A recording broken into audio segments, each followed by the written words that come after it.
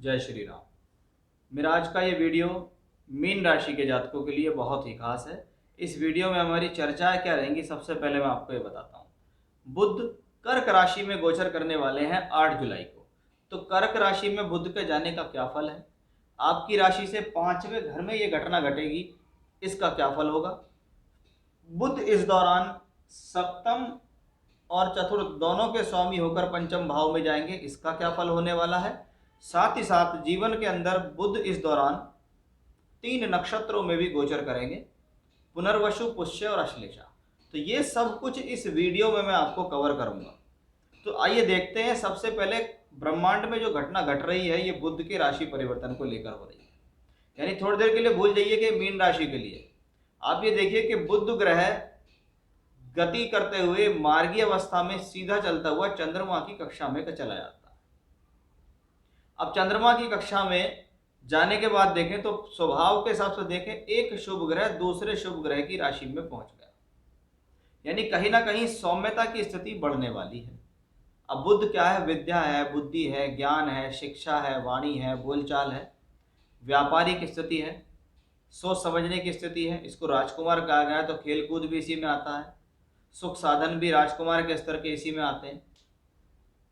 वो चंद्रमा की राशि में, चंद्रमा है सुख की राशि, क्योंकि चंद्रमा क्या है, मन का कारक है। तो मोटे तौर पे देखो, बुद्धि का कारक मन की राशि में पहुंच गया, यानी कहीं ना कहीं आने वाले समय में विचार बढ़ेंगे, थॉट्स आपके अच्छे हो जाएंगे, माइंड पहले के मुकाबले ज़्यादा अच्छा काम करना शुरू कर देगा, और कहीं ना कहीं एक मेंटल रिलीफ और मेंटल पीस आपको मिलना शुरू हो जाएगा, क्योंकि चंद्रमा की ये राशि सुख की राशि है, ये काल पुरुष की चौथी राशि है।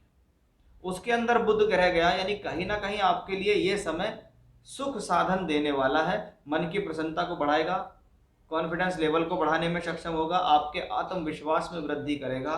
उस हिसाब से ये ग्रह देखा गया, यानी चंद्रमा की राशि में बुध का ट्रांजिट मोटे शब्दों में देखें तो शुभ है।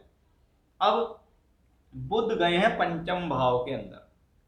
पंचम भाव विद्या का, बुद्धि का, शिक्षा का और संतान का भाव है। वहां पर बुद्धि जैसा ग्रह, निर्णय लेने वाला ग्रह बुध नाइन पंचम भाव में, यानी ये समय आपकी बुद्धि के लिए, आपकी ज्ञान के लिए, निर्णय के लिए, सोच समझ के लिए, आपकी एजुकेशन के लिए, आपके सही डिसीजंस के लिए, आपके सही वे ऑफ टॉकिंग के लिए शुभ है।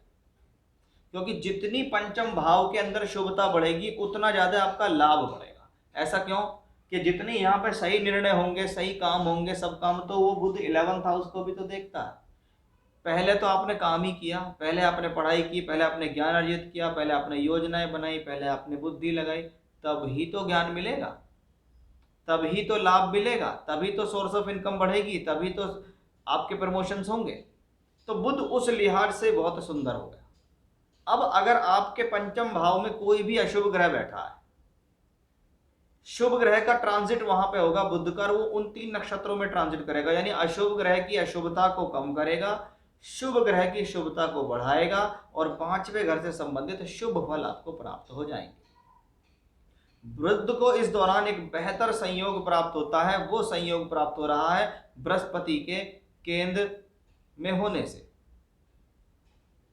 कि केंद्रीय प्रभाव देखिएगा 4 और 10 का है, बृहस्पति और बुध का केंद्रीय प्रभाव है, ये भी शुभता को बढ़ाता है, ये भी स्थिति को बेहतर करता है। आपकी राशि का मालिक है बृहस्पति, राहु से लगातार दूरी बना रहा है और सेकंड हाउस में धन का कारक होकर बैठा है, ये भी आपके लिए शुभ है।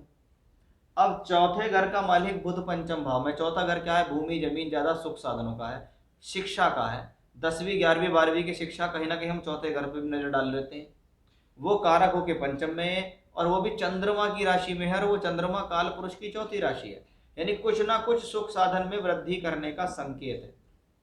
कभी कभी लोग बाग प्लॉट ले लेते हैं, कोई रजिस्ट्री करा लेते हैं, किसी चीज का बयाना दे देते हैं, कोई वाहन खरीद लिया, कोई छोटा वाहन या कोई बड़ा वाहन, या कोई सुख साधन घर के लिए खरीद कर लिया है, वो इस दौरान संभव है। तो एजुकेशन के तौर पे देखें, सुख के तौर पे देखें तो बढ़िया है।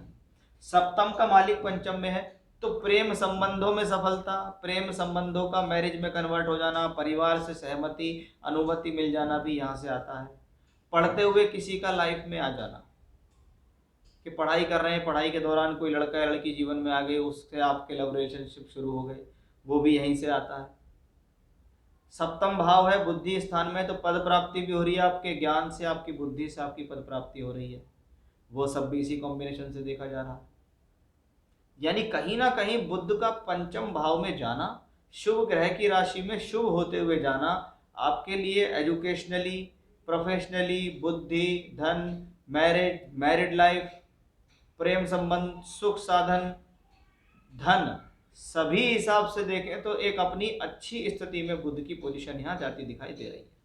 यानी कुल मिला के बुध का ये ट्रांजिट फलित है, शुभ है, आपके लिए अच्छे रिजल्ट देने में सक्षम है। आप जो भी अपने प्रयास कर रहे हैं उसमें लगे रहिए, सफलता आपको अवश्य मिलेगी और बुध उसमें अच्छा सहयोग करने के लिए आ रहे हैं। जय श्री राम।